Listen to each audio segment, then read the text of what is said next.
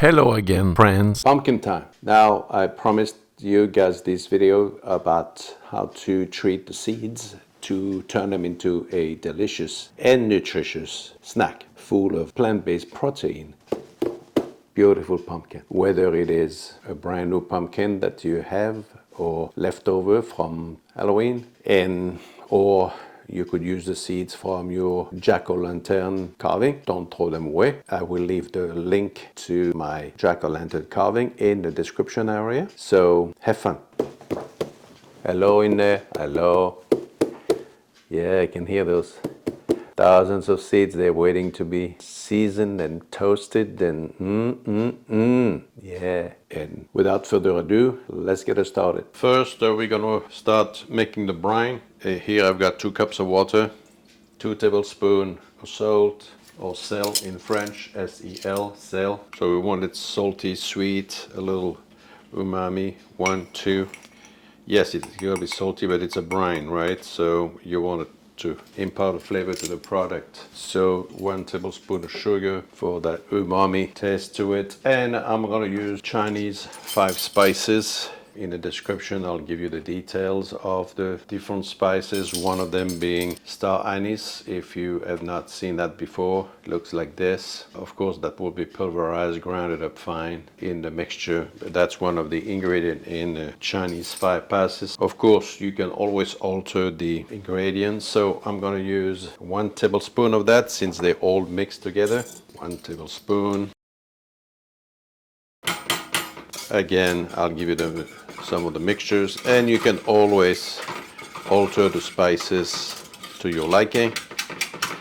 So I will use a wet brine so that it not only season the shell on the outside, but also penetrate into the little kernel inside the actual part that you're gonna eat once you remove the shell. So turning it on, I'll bring it to a boil and let it simmer for a few minutes to allow all these flavors to blend in. Okay, full boil. And I'm going to reduce the heat and let it simmer for 10 minutes. And then let it sit. Then I'll allow the brine to cool down. It is now time to retrieve the seeds from whatever pumpkin you are going to use. Make sure to get them all out, and now we will begin the cleaning process.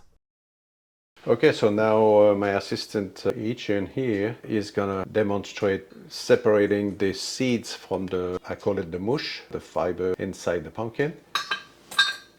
Not very difficult, and you can see them there, nice and clean. We'll rinse them off, and then we'll add the brine to that. So that's with the mush.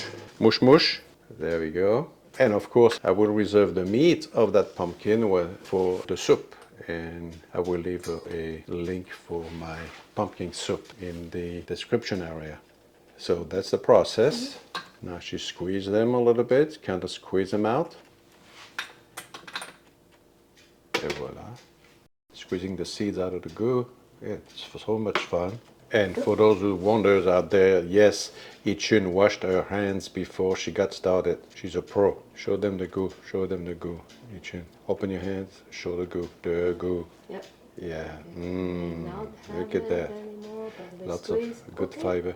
And then squeezing them out the goo. Waste not, want not. We don't want to waste any of these seeds. Great snack. Nutritious.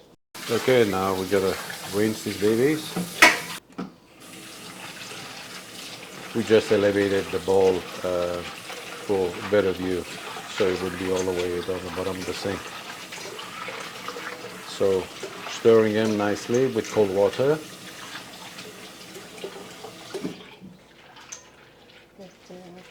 And then rub them together to get a little bit of the meat or the goo, the mush, totally out, dissolve into the water. And every time they get cleaner, and you can see the yellow stuff in the water. The water turned yellow and it's got a lot of little mush in there. Okay. And now we're gonna strain them in my grandma style old-fashioned strainer, aluminum strainer. The handles are broken, but it still works. So Then I will rinse this a little bit. so now rinsing in the strainer. Voila, she said.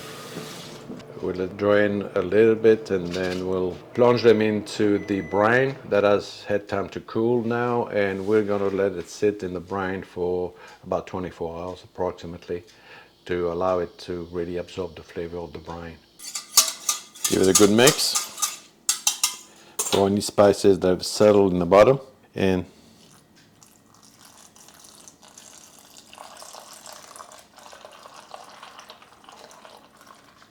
et voila.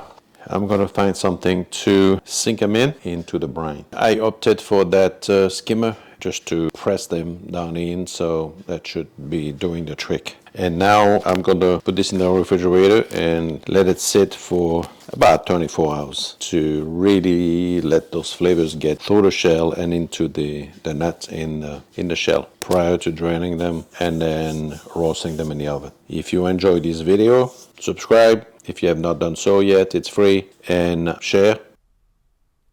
Here they are after marinating overnight. Now preheating the oven at 350 degrees Fahrenheit, 177 degrees Celsius. The seeds fully drained to remove the brine. Now this brine, instead of powdered, I had used some solid whole spices. The oven is preheated, time to get them in, and I'm gonna set up the tentative timer at about 10 minutes and watch them.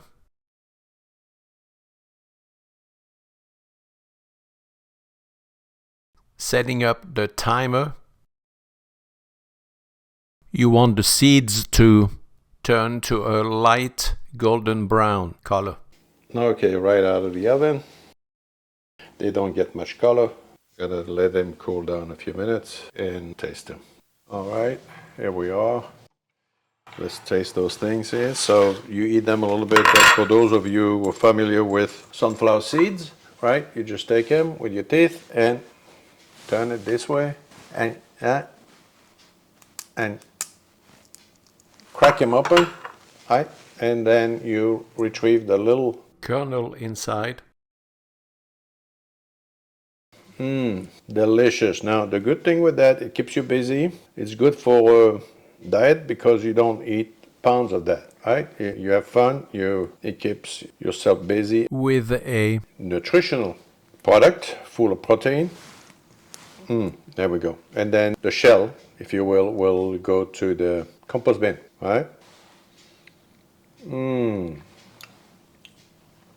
Delicious. Just a little crispiness to it, the flavors of your favorite seasonings, spices, and you know that you're eating a snack that's good for you. So thanks for watching. see you next video.